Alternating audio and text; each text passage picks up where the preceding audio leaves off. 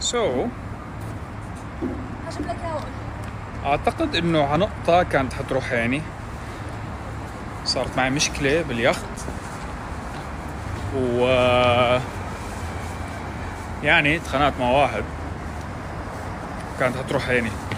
قام رحت على الشرطة، اشتكيت، عملت كل شيء يعني، عملنا فحص طبي، هلا بجي اخذ دواء. بس انه يا ويلي عيني شو محظوظة. هذا المعنى الحقيقي لأكلت ضربي بعيني. هيها يا ويلي، لازم اوديه اعمل له مانيكير. شو هاد؟ ايوه بس ما اي اوكي I know.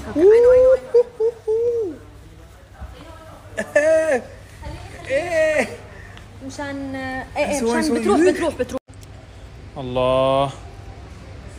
هلا حولول شوي رح تحرق. سكر عينك.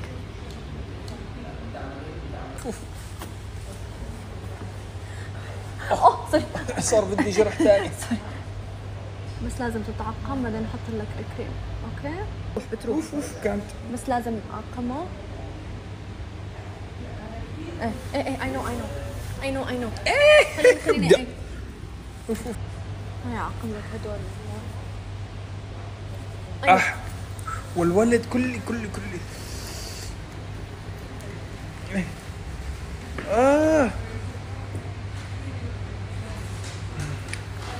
والولد هلا شو؟ هلا الكريم لبين ما يلا عيني من بعد. هذا شو هلا؟ هذا بس اوينمنت مشان اي ها؟ inside the eye. Yeah, I'm not gonna put inside. Yeah.